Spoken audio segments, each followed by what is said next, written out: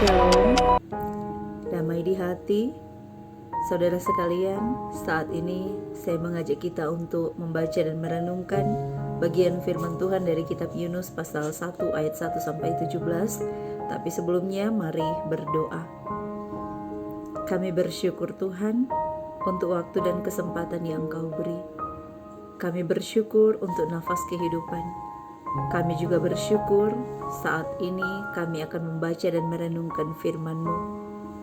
Untuk segala sesuatu yang Kau jadikan dalam hidup kami, untuk setiap firman yang boleh kami baca dan kami renungkan, kami mengucap syukur dalam nama Tuhan Yesus Kristus. Amin. Saudaraku, mari kita membaca dalam kitab Yunus pasal 1 ayat 1 sampai 17. Yunus pasal 1 ayat 1 sampai 17. Yunus mengingkari panggilan Tuhan. Datanglah firman Tuhan kepada Yunus bin Amitai demikian. Bangunlah, pergilah ke Niniwe, kota yang besar itu. Berserulah terhadap mereka, karena kejahatannya telah sampai kepadaku.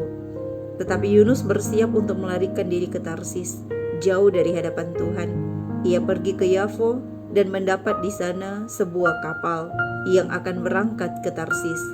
Ia membayar biaya perjalanannya, lalu naik kapal itu untuk berlayar bersama-sama dengan mereka ke Tarsis, jauh dari hadapan Tuhan. Tetapi Tuhan menurunkan angin ribut ke laut, lalu terjadilah badai besar sehingga kapal itu hampir-hampir terpukul hancur.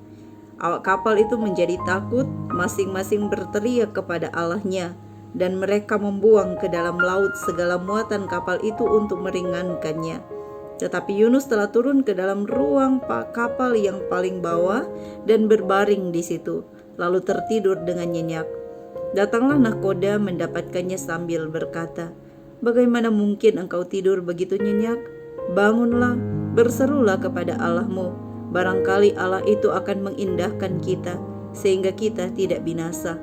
Lalu berkatalah mereka satu sama lain, "Marilah kita buang undi, supaya kita mengetahui, karena siapa kita ditimpa oleh malapetaka ini." Mereka membuang undi dan Yunuslah yang kena undi. Berkatalah mereka kepadanya, "Beritahukanlah kepada kami, karena siapa kita ditimpa oleh malapetaka ini? Apa pekerjaanmu dan dari mana engkau datang? Apa negerimu dan dari bangsa manakah engkau?" Sahutnya kepada mereka, "Aku seorang Ibrani. Aku takut akan Tuhan, Allah yang mempunyai langit, yang telah menjadikan lautan dan daratan." Orang-orang itu menjadi sangat takut lalu berkata kepadanya, "Apa yang telah kau perbuat?" Sebab orang-orang itu mengetahui bahwa ia melarikan diri jauh dari hadapan Tuhan. Hal itu telah diberitahukannya kepada mereka. Bertanyalah mereka, "Akan kami apakan engkau, supaya laut menjadi reda dan tidak menyerang kami lagi? Sebab laut semakin bergelora." Sahutnya kepada mereka, "Angkatlah aku, campakkanlah aku ke dalam laut, maka laut akan menjadi reda dan tidak menyerang kamu lagi. Sebab aku tahu bahwa karena akulah badai besar ini menyerang kamu." Lalu berdayunglah orang-orang itu dengan sekuat tenaga untuk membawa kapal itu kembali ke darat. Tetapi mereka tidak sanggup, sebab laut semakin bergelora menyerang mereka. Lalu berserulah mereka kepada Tuhan. Katanya, "Ya Tuhan, janganlah kiranya Engkau biarkan kami binasa karena nyawa orang ini, dan janganlah Engkau tanggungkan kepada kami darah orang yang tidak bersalah, sebab Engkau, Tuhan, telah berbuat seperti yang Kau kehendaki." Kemudian mereka mengangkat Yunus, lalu mencampakkannya ke dalam laut, dan laut berhenti mengamuk. Orang-orang itu menjadi sangat takut kepada Tuhan, lalu mempersembahkan korban sembelihan bagi Tuhan serta mengikrarkan nazar. Maka atas penentuan Tuhan, datanglah seekor ikan besar yang menelan Yunus, dan Yunus tinggal di dalam perut ikan itu 3 hari 3 malam lamanya.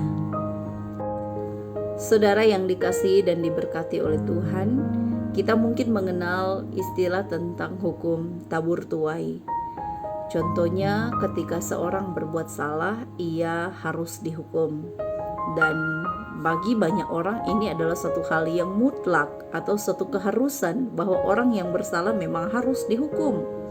Tetapi jika kita memiliki pandangan yang demikian, maka kita mungkin memiliki kesamaan dengan Nabi Yunus yang menjadi perenungan kita di saat ini. Nabi Yunus adalah seorang nabi yang dipakai oleh Tuhan yang berasal dari kerajaan Israel Utara. Dia hidup pada masa seorang raja Israel yang bernama Yerobeam bin Yoas. Dan dalam pasal 9 ayat 1, Yunus memperkenalkan dirinya sebagai seorang Ibrani atau bangsa Yahudi yang takut akan Tuhan Allah yang empunya langit dan bumi. Dalam pasal 1 ayat 1 hingga ayat 2, Yunus diperintahkan oleh Tuhan Allah untuk berseru kepada bangsa Niniwe. Dan bangsa Niniwe adalah bangsa yang besar dan berpenduduk lebih dari 120.000 orang. Itu dikenalkan dalam pasal 4 ayat 11. Niniwe dikenal sebagai kota yang penuh dengan kejahatan, dan Niniwe bukanlah bagian dari bangsa Israel. Sebab Niniwe sendiri adalah pernah menjadi ibu kotanya bangsa Asyur. Ada banyak cara Tuhan dalam memberikan perintah kepada setiap umat manusia yang dipilihnya. Tetapi juga ada banyak cara manusia untuk merespon panggilan Tuhan itu. Ada yang menerima, tapi juga ada yang menolak. Dalam cerita Alkitab, tokoh Alkitab yang menerima tanpa harus berbantahan terhadap perintah Tuhan ialah Abraham. Tapi juga ada yang menerima tetapi harus berbantahan terlebih dahulu terhadap Tuhan Allah. Contohnya ialah Musa.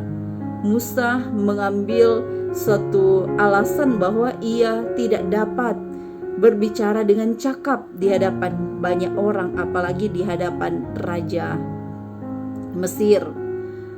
Tetapi bagian firman yang kita baca di saat ini adalah penolakan yang benar-benar sungguh menolak dari sikap Yunus terhadap perintah Tuhan. Nah, sesungguhnya menolak panggilan Tuhan adalah satu hal yang menunjukkan bahwa seseorang itu sementara merosot imannya.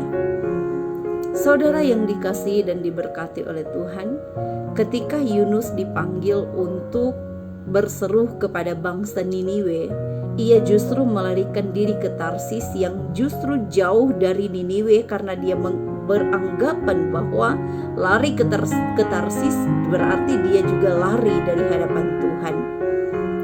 Boleh jadi bahwa Yunus menolak untuk berseru bagi Niniwe mungkin karena Yunus memiliki pemahaman bahwa Niniwe bukanlah orang Israel, bukanlah bagian dari bangsa Israel. Jadi mereka tidak layak untuk diselamatkan. Tapi juga ternyata dalam pasal 4 ayat 2 dikatakan bahwa Yunus mengemukakan pikirannya sendiri bahwa siapa Tuhan Allah itu. Baginya Tuhan Allah adalah Tuhan Allah pengasih dan penyayang, panjang sabar dan berlimpah kasih setia, yang akan menyesali malapetaka yang didatangkannya terhadap bangsa Niniwe.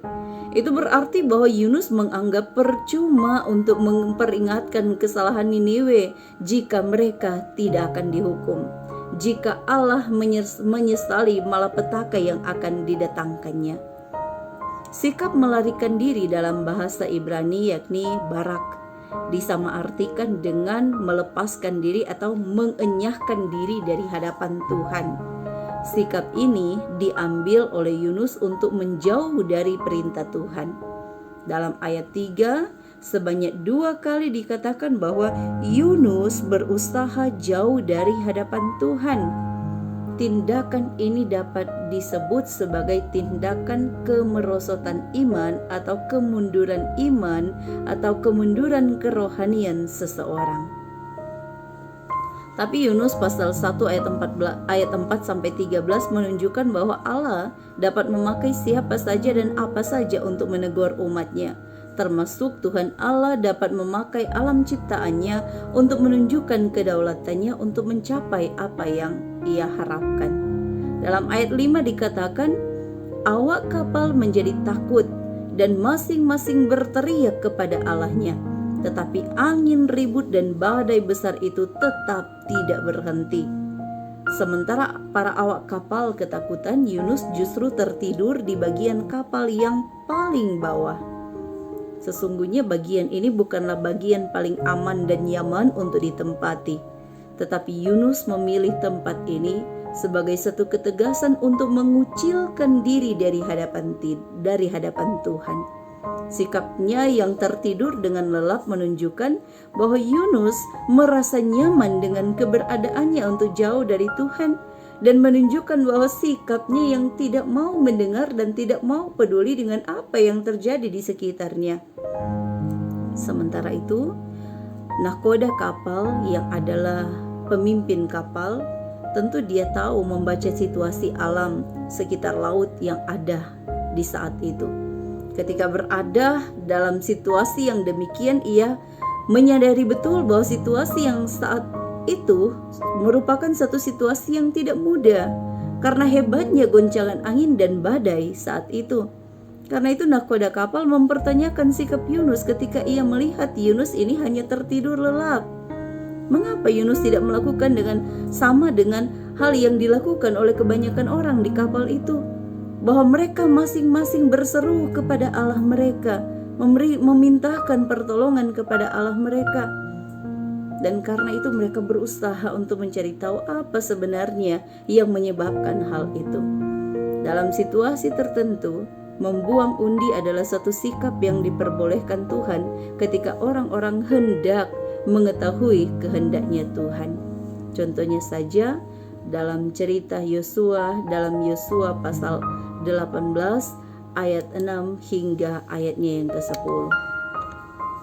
Nah, saudaraku, sikap inilah yang dilakukan oleh para orang-orang yang ada di kapal untuk mengetahui siapa sebenarnya yang menjadi dalang penyebab terjadinya hal itu, dan didapatilah Yunus yang terkena undi. Tuhan memilih menggunakan badai sebagai sarana untuk mengguncang iman Yunus yang semakin merosot, dan juga untuk mengguncang rasa aman palsu yang dirasakan oleh Yunus yang berusaha jauh dari hadapan Tuhan. Mereka bertanya tentang siapa Yunus. Para pelaut non-Yahudi biasanya menganggap bahwa laut itu memiliki dewanya sendiri. Tetapi ketika Yunus memperkenalkan dirinya sebagai seorang Ibrani atau seorang yang dari bangsa Yahudi yang takut akan Tuhan Allah yang empunya langit dan yang telah menjadikan lautan dan daratan, maka hal ini membuat mereka menjadi takut. Hal ini menunjukkan bahwa sikap tidak takut akan Tuhan bisa membawa malapetaka bukan hanya terhadap pribadi, tapi juga bagi orang-orang yang ada di sekitar kita. Entahkah itu keluarga kita atau siapapun yang ada di sekeliling kita.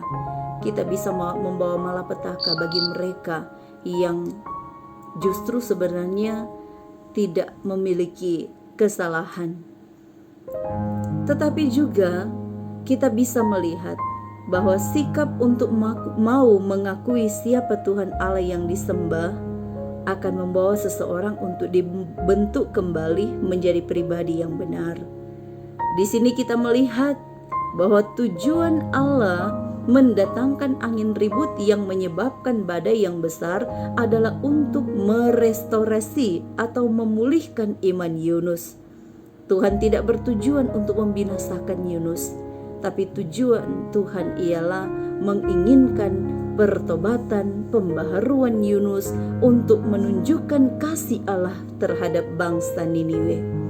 Mari kita perhatikan sikap orang-orang yang tidak mengenal Tuhan Allah yang disembah oleh Yunus. Justru orang-orang yang tidak mengenal Tuhan Allah yang disembah oleh Yunus inilah yang justru menunjukkan sikap manusiawi untuk menolong Yunus. Mereka tidak serta-merta langsung membuat Yunus jatuh ke dalam laut, tapi justru mereka dengan berusaha untuk menyelamatkan Yunus. Mereka sama-sama berusaha supaya kapal bisa ada di daratan, tapi badai begitu besar. Beda dengan sikap Yunus yang justru seorang Yahudi, seorang nabi Allah, tapi mati-matian tidak ingin melihat keselamatan bagi penduduk Niniwe. Sekalipun Yunus berusaha menghalangi kasih Allah bagi Niniwe, tapi ingat, tidak ada seorang pun yang dapat menghalangi kuasa Allah. Tuhan begitu adil. Ia memberi pelajaran terhadap Yunus yang berbuat salah, tapi juga ia tidak menghukum mereka yang tidak berbuat salah. Justru ketika Yunus dicampakkan ke laut, maka pada saat itulah laut berhenti mengamuk. Tapi sebelumnya kita perhatikan dalam ayat yang tertera dalam ayat 14 bagiannya yang akhir, orang-orang di atas kapal itu justru mengatakan, sebab Engkau Tuhan telah berbuat seperti yang Engkau kehendaki. Di sini kita bisa melihat bahwa orang-orang tersebut cepat memahami bahwa Tuhanlah yang disembah Yunus dapat berbuat apa saja yang Tuhan kehendaki. Beda dengan Yunus yang sangat lambat untuk menyadari tentang kedaulatan Tuhan Allah terhadap bangsa Niniwe. Dalam ayat 16, ketika laut berhenti mengamuk, orang-orang menjadi sangat takut. Kata takut di sini memiliki makna berbeda dengan kata takut dalam ayat 5. Dalam ayat 16, kata takut lebih bermakna pada menjadi hormat, menjadi lebih respek lagi kepada Tuhan Allah yang disembah oleh Yunus, dan karena itu mereka mempersembahkan korban sembelihan bagi Tuhan serta juga mengikrarkan nazar. Sikap ini adalah sikap wujud perdamaian, tapi juga wujud penghormatan mereka terhadap Tuhan Allah yang disembah oleh Yunus. Dalam ayat 17 dikatakan, atas penentuan Tuhan maka seekor ikan menelan Yunus, dan Yunus berada di dalamnya selama 3 hari 3 malam. Saudaraku, Yunus tidak mati dimakan ikan, tetapi kembali lagi pada kedaulatan Allah yang bisa memakai apa saja dan siapa saja sebagai sarana keselamatan yang daripada Tuhan. Saudara-saudaraku, dari kisah Yunus ini kita dapat melihat tidak ada seorang pun yang dapat menggagalkan rancangan keselamatan Tuhan Allah bagi semua orang. Kedaulatan Allah yang penuh anugerah bertujuan untuk mendatangkan keselamatan bagi semua orang. Tidak ada yang dapat melarikan diri di hadapan Tuhan Allah, sebab tidak ada yang dapat tersembunyi di hadapan Tuhan Allah. Tapi yang tak kalah menariknya ialah cara Allah kadang disampaikan dalam bentuk ironi untuk mencapai maksud dan tujuannya.